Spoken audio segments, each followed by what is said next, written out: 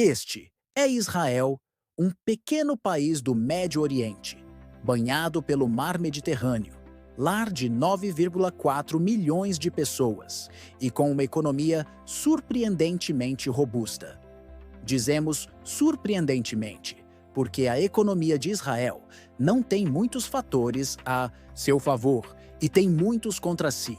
É impossível olhar para a economia de Israel sem reconhecer a relação historicamente hostil que teve com os seus vizinhos. E embora eu não seja nem de perto conhecedor ou corajoso o suficiente para falar sobre as complexidades geopolíticas desta região, as economias tendem a ir muito melhor quando funcionam bem com os países vizinhos, o que é uma vantagem que Israel não tem. Puramente sob a ótica da economia, este é um verdadeiro desafio, porque não tem parceiros comerciais diretos através das suas fronteiras. Tem de gastar uma porção maior do seu orçamento nacional em defesa, e o seu único acesso real ao comércio global é através do oceano. E embora essa seja tipicamente a melhor opção de qualquer maneira, é bom ter alternativas, especialmente para mercadorias como o petróleo, que podem ser transportadas através de oleodutos. Falando nisso, o país também não tem muitos recursos naturais, terras aráveis ou uma população grande o suficiente para usar em manufatura de baixo custo. Em 2009, Israel gastava mais de 5% do seu PIB em importações de energia, o que não só o tornava vulnerável aos países que forneciam essa energia, muitos dos quais realmente não gostavam deles, mas também significava que o crescimento econômico e a indústria competitiva seriam um desafio quando tanto capital fluía para o exterior, apenas para, literalmente, manter as luzes acesas. Apesar de todos esses desafios, Israel ainda é uma das economias mais ricas e avançadas do mundo, com números de produção mais de 10 vezes superiores aos dos seus vizinhos diretos e ainda maiores do que lugares como Canadá, Alemanha, França e Reino Unido. O que é ainda mais impressionante é que, há menos de 4 décadas, a economia de Israel estava numa situação muito semelhante àquela em que países como Turquia, Paquistão, Líbano e Sri Lanka se encontram hoje. Instabilidade política paralisando o crescimento econômico, alta inflação e uma falta geral de confiança na economia tornam estes problemas extremamente difíceis de resolver. Mas Israel resolveu-os. Por isso, são um estudo de caso muito útil para muitos economistas em todo o mundo hoje. Então, como é que Israel se recuperou de um completo fracasso econômico? O que está a liderar o seu desenvolvimento econômico para torná-los um dos países mais ricos do mundo agora? É possível replicar o sucesso noutros países que enfrentam desafios semelhantes hoje? E, finalmente, poderá esta história de sucesso econômico estar a chegar ao fim? Depois de termos feito tudo isso, podemos colocar Israel no placar nacional do Economics Explained. Israel, como existe hoje, realmente começou em meados da década de 1980. Durante esse tempo, o país lutava com uma taxa de inflação anual de mais de 350%, o que significava que o shekel israelita era basicamente inútil para aplicações econômicas. A maioria das pessoas no país recorreu ao uso de moedas estrangeiras, como o dólar americano, o que trouxe os seus próprios problemas a nível macroeconômico. Usar a moeda de um país estrangeiro significa que o governo tem menos controle sobre quase tudo. Aumentar os impostos em dólares americanos teria sido admitir que a sua própria moeda não valia nada, mas se aumentassem os impostos em shekels, teriam ficado com algo com 1/4 do poder de compra que tinha um ano antes, e seriam forçados a compensar a diferença com mais criação de moeda, o que levaria a mais inflação e à necessidade de mais impressão de dinheiro. Tipicamente, o papel de um banco central é parar este ciclo vicioso, controlando a oferta de moeda e aumentando as taxas de juro para preservar o valor da sua moeda. Infelizmente, isto só funciona quando um banco central pode agir independentemente do governo. Nos últimos 2 anos, a Turquia, anteriormente Turquia, teve problemas com inflação severa, bem além até do nível elevado que a maioria dos países ao redor do mundo está a experienciar. O Banco Central pelo menos tentou abrandar isto, aumentando as taxas de juro, mas o governo turco forçou-os repetidamente a baixar as taxas, com a ideia de que, se as empresas precisarem de pagar menos juros sobre os seus empréstimos, podem crescer mais rapidamente e fornecer mais emprego, contrariando o problema da inflação. Esta teoria não está completamente errada. Se a produção econômica puder aumentar mais rapidamente do que a oferta de moeda, então haverá mais bens e serviços novos do que dólares, liras ou shekels, de modo que cada unidade de moeda pode comprar mais desses bens e serviços. O que é deflação? Um pouco de inflação também é uma coisa boa, porque incentiva as pessoas a gastar o seu dinheiro ou a investi-lo, para que mantenha o seu valor. Infelizmente, o que os governos nestas situações não percebem é que a alta inflação se pode sufocar o crescimento econômico, porque assusta os investidores estrangeiros e simplesmente dificulta a indústria. Alguns contratos comerciais são feitos ao longo de muitos anos, e quando uma empresa quer contratar um funcionário, a primeira coisa que ele vai querer saber é quanto vai receber pelo seu trabalho.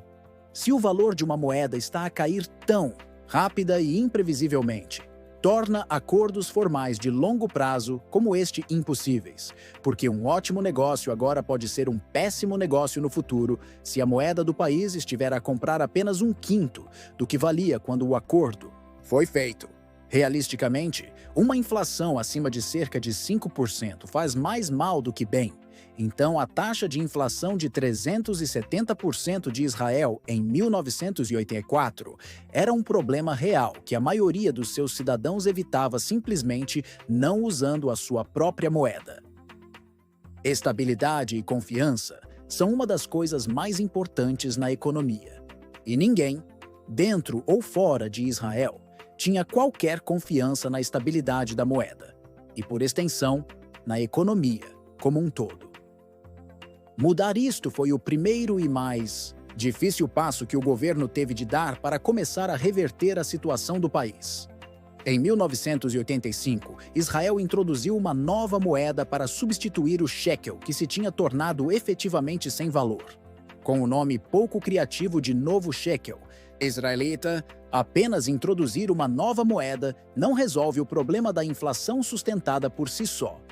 O governo teve de fazer com que as pessoas realmente a usassem, em vez de fazerem negócios no dólar americano, muito mais amplamente reconhecido e estável. Para que as pessoas usassem a sua nova moeda, tiveram de lhes dar confiança de que não teria os mesmos problemas que a moeda antiga. Vale a pena notar que o antigo shekel esteve tecnicamente em circulação apenas por 5 anos, entre 1980 e 1985. Depois de ter substituído o novo shekel israelita, embora essa substituição tenha sido feita à taxa de 1:1. Não foi tanto uma nova moeda quanto uma mudança de marca para um nome hebraico. De qualquer forma, o novo shekel deveria ser um novo começo e foi lançado em paralelo com o plano de estabilização econômica do governo israelita para reverter a sua economia. Israel lançou um plano de 5 pontos que era simples na teoria.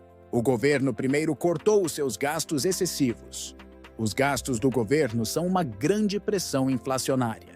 Se o governo está a injetar dinheiro na economia, através de pagamentos de assistência social, empregos governamentais ou grandes projetos de infraestrutura, isso vai aumentar a procura do consumidor, porque mais pessoas terão mais dinheiro. Ao cortar os gastos, as pessoas que costumavam receber rendimentos dessas fontes não receberão mais, e as empresas que costumavam receber rendimentos delas também acharão mais difícil ganhar dinheiro. Se uma moeda se torna um recurso mais escasso, mantidas todas as outras condições constantes, também se tornará mais valiosa. Enquanto os países ao redor do mundo hoje lutam com os seus próprios problemas de inflação, muita atenção tem sido dada à política monetária dos bancos centrais. E muitas pessoas não percebem que os gastos e a tributação do governo são igualmente importantes, porque adicionam e subtraem da oferta de moeda, que é um componente principal da inflação. Eles também tornaram o Banco de Israel, o banco central do país, completamente independente do governo, como acontece na maioria das economias avançadas ao redor do mundo. Os bancos centrais e os governos normalmente têm papéis alinhados de prosperidade econômica geral, mas permitir que os bancos ajam independentemente significa que eles podem intervir e aumentar as taxas de juro e parar a criação de moeda, mesmo que o líder do país esteja a tentar que façam o oposto, como no exemplo da Turquia que exploramos anteriormente.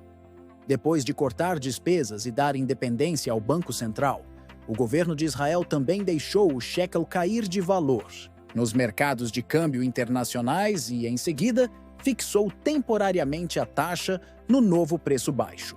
Uma desvalorização da moeda doméstica foi uma medida interessante, porque, na verdade, aumenta a inflação se um país depende de importações, o que Israel definitivamente depende. Ter de gastar mais moeda local pela mesma quantidade de coisas é a definição de inflação.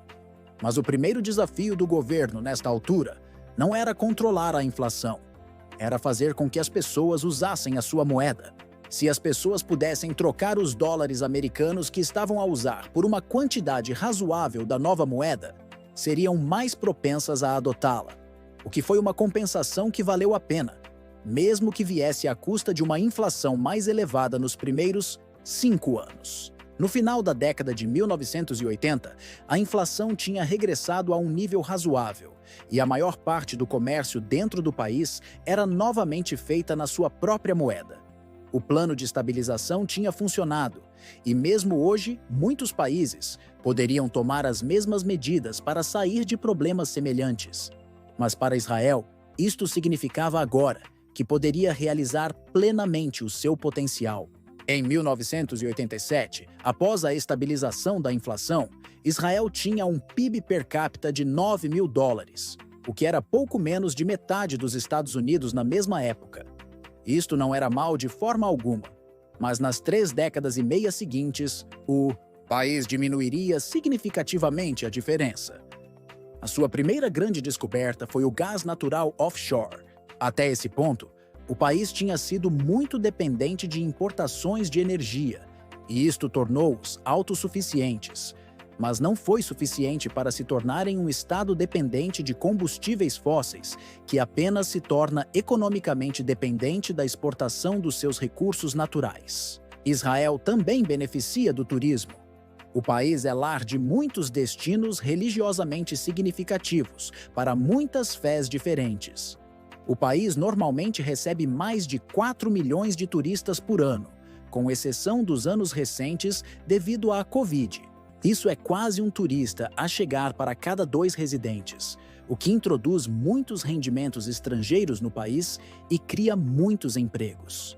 Para um país com menos de 10 milhões de habitantes, essa indústria do turismo por si só seria normalmente uma porção significativa da produção econômica total, mas em Israel representa apenas 2% do seu PIB total. O verdadeiro recurso de Israel é a sua população muito inteligente. Hoje, Israel gasta o dobro em investigação e desenvolvimento do que nações mesmo muito técnicas como os Estados Unidos. Isto permitiu ao país construir indústrias líderes mundiais que adicionam muito valor econômico dentro das suas fronteiras. Israel é um dos maiores produtores mundiais de semicondutores avançados. A sua necessidade de um exército forte também o tornou um fabricante líder mundial de sistemas de armamento, e uma das suas maiores importações são diamantes brutos, que depois transforma em joalharia, vendida com uma margem de lucro significativa. Na semana passada, analisamos a economia da Coreia do Sul e descobrimos que as suas empresas globais foram a força motriz do seu sucesso e adicionaram valor à economia mesmo para além das fronteiras da nação. A história é muito semelhante em Israel, só que as suas empresas são menos conhecidas porque operam em indústrias menos focadas no consumidor. Não há muitas pessoas a comprar sistemas de defesa antimísseis. As empresas também são menores, mas mais numerosas, o que, na verdade, é uma coisa boa. Só a receita da Samsung representou 20% do PIB da Coreia do Sul, o que leva a algumas instabilidades econômicas quando tanto de uma economia depende do desempenho de uma única empresa. Israel também atrai muitas empresas internacionais da Europa e da América do Norte que estabeleceram instalações de manufatura de alta tecnologia e centros de investigação no país para obter acesso à sua pequena, mas muito bem educada, força de trabalho. A quantidade de inovação que ocorre em Israel rendeu à região ao redor de Tel Aviv o apelido de Silicon Wadi, que é o termo árabe para vale e uma referência à sua inovação, que está ao nível do Silicon Valley, a capital mundial da inovação tecnológica. Infelizmente, para outros países que procuram replicar o sucesso de Israel, não é tão fácil como simplesmente tornar-se um centro global de inovação e tecnologia. Israel só conseguiu desenvolver estas indústrias através de um programa que implementou assim que a sua economia voltou aos eixos, que encorajava a inovação, fazendo com que o governo investisse diretamente em indústrias promissoras. Isto não era uma ideia nova por si só. A razão pela qual Taiwan é o centro global de fabrico de chips é porque o seu governo investiu diretamente e apoiou empresas como a TSMC. Mas Israel, pode-se argumentar, fez o mesmo ainda melhor. O investimento governamental em instituições com fins lucrativos é sempre difícil, porque há muito espaço para a corrupção acabar simplesmente com fundos governamentais a serem dados a pessoas que pagam os subornos certos. Israel não está imune à corrupção. E durante o período de recuperação econômica, o governo estava a tentar fazer com que as pessoas apenas confiassem na sua própria moeda. Por isso, confiar neles para investir responsavelmente na indústria privada era um pouco exagerado. A solução a que chegaram foi uma abordagem híbrida, onde investidores privados eram encorajados a financiar negócios em Israel com o seu próprio dinheiro e, em troca, obteriam generosas concessões fiscais e empréstimos à taxa de juros zero do governo para fazer o seu dinheiro render mais. Isto significava que os investidores ainda estavam a arriscar o seu próprio dinheiro, por isso não o usariam irresponsavelmente. Mas também tornou Israel um lugar muito atraente para investir e iniciar um negócio. A melhor parte foi que, como esses empréstimos foram pagos, o governo israelita efetivamente construiu as suas indústrias avançadas sem custo algum para eles. Na década de 1990, o governo expandiu esta estratégia para aproveitar a expertise técnica que obteve de quase 1 milhão de cientistas, engenheiros e médicos soviéticos que se mudaram para Israel após o colapso da União.